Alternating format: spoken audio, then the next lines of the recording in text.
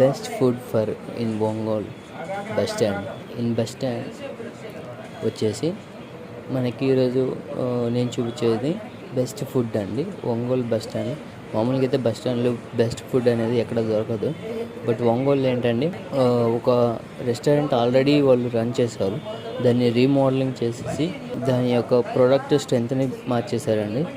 Best food అందిస్తున్నారండి bus స్టాండ్లో.